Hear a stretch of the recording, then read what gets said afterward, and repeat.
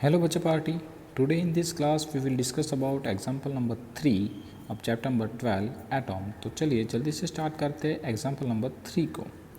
Example number 3 कह रहा है बच्चे लोग, it is found experimentally that 13.6 electrovolt energy is required to separate a hydrogen atom into a proton and a electron.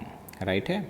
यानी कि questions कह रहे हैं बच्चों कि जो हाइड्रोजन एटम होता है, बेसिकली हम सभी लोगों को पता होगा कि उसके अंदर एक प्रोटॉन होता है और एक इलेक्ट्रॉन होता है. तो अगर हमें उन दोनों को सेपरेट करना है, यानी हम कह सकते हैं कि हमें उसमें से इलेक्ट्रॉन को रिमूव कर देना है. तो इलेक्ट्रॉन को रिमूव करने के लिए हमें 13.6 इलेक्ट्रोवोल्ट एनर्जी की रिक्वायरमेंट होती है.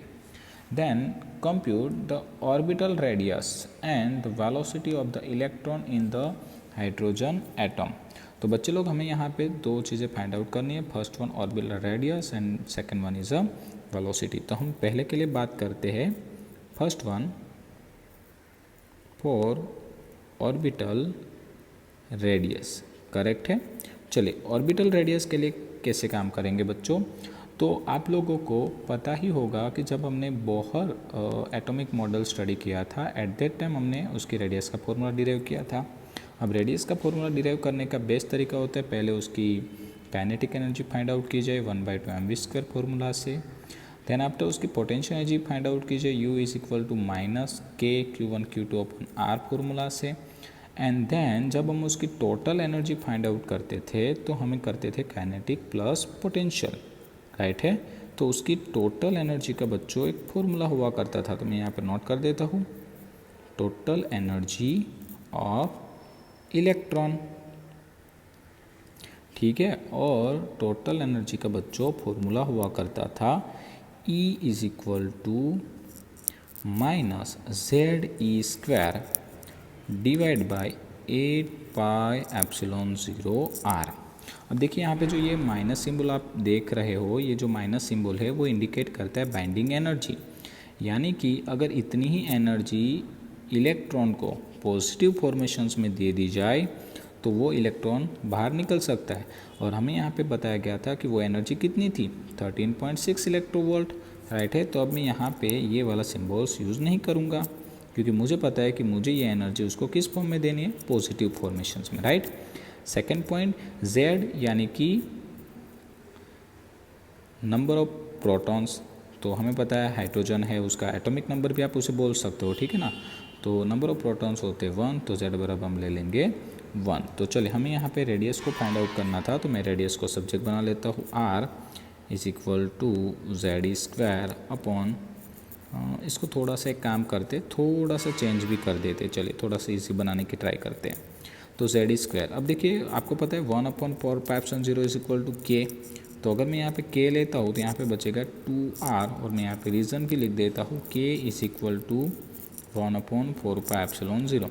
अब देखिए ये कुछ बड़ी बात नहीं है, बट उससे क्या होगा, आपकी कैलकुलेशन जो है वो थोड़ी सी छोटी हो जाए, क्योंकि k की वैल्यू काफ़ी ईजी होती है. ठीक है ना.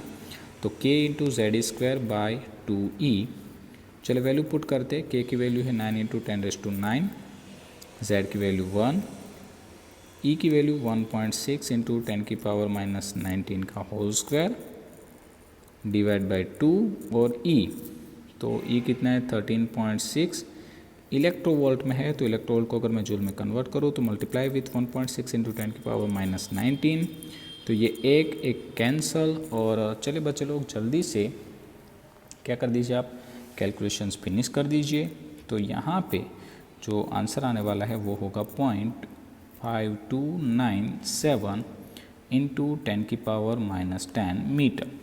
अब देखिए आप इस आंसर को एंगस्ट्रॉम में लिखना चाहो तो 10⁻⁻10 मीटर, या तो आप यहाँ पे ऐसा भी लिख सकते हो कि 0.53 एंगस्ट्रॉम. ठीक है ना, क्योंकि एक angstrom is equal to 10⁻⁻10 metre. तो देखिए ये आ गई हाइड्रोजन की ऑर्बिटल रेडियस 0.53 एंगस्ट्रॉम. क्लियर बच्चों. चलिए तो ये तो हमने रेडियस के लिए बात कर ली. अब हम बात करते पार्ट बी. पार्ट बी हमारा क्या था, velocity of electron. Clear. Velocity of electron. तो चलिए इलेक्ट्रॉन की वेलोसिटी कैसे फाइंड आउट करेंगे. तो यहाँ पे आपको थोड़ा सा मैं आइडिया दे रहा हूँ, ध्यान दीजिएगा बच्चों, हमेशा याद रखना. अगर मान लीजिए कि किसी भी ऑब्जेक्ट की जो काइनेटिक एनर्जी है वो होती है x, तो पोटेंशियल एनर्जी हो जाएगी -2x एंड टोटल एनर्जी जो है, आप कभी कभी उसको मैकेनिकल एनर्जी भी बोल सकते हो, ये होगी -x। राइट है। इसका मतलब ये हुआ कि काइनेटिक एनर्जी और टोटल एनर्जी जो है उसके मैग्नीट्यूड अप्रोक्स सेम रहेंगे, मतलब काइनेटिक पॉजिटिव में रहती है, टोटल जो है वो माइनस यानी कि बाइंडिंग एनर्जी दिखाती है। तो दोनों सेम होते हैं, तो मैं यहाँ पे लिख सकता हूँ total energy is equal to kinetic energy is equal to 13.6 electronvolt. अब मुझे पता है काइनेटिक का formula 1/2 mv² is equal to 13.6 into 1.6 into 10⁻⁻19। तो मैं यहाँ पे v² को सब्जेक्ट बना लूँ तो 2 जाएगा ऊपर, 2 into 13.6 into 1.6 into 10⁻⁻19 divide by, अब देखिए यहाँ पे ये m है, m जाएगा सामने की ओर यानी कि डिवाइड में, और m, अब देखिए काफ़ी बार बच्चों को कंफ्यूजन होता है कि सर ये m किसका कंसिडर किया जाए, प्रोटॉन का या तो इलेक्ट्रॉन का। तो मैं हर बार बच्चों को एक ही एडवाइस देता हूँ कि बच्चों आपको ये जब भी ये वेलोसिटी के साथ वाला m होता है ना, तो आपको नोट करना है कि ये वो मास होता है जो मोशन कर रहा है।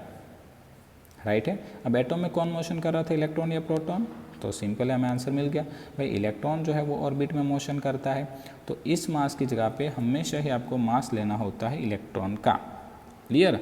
और इलेक्ट्रॉन का मास होता है 9.1 इंटू 10⁻31। राइट है बच्चों।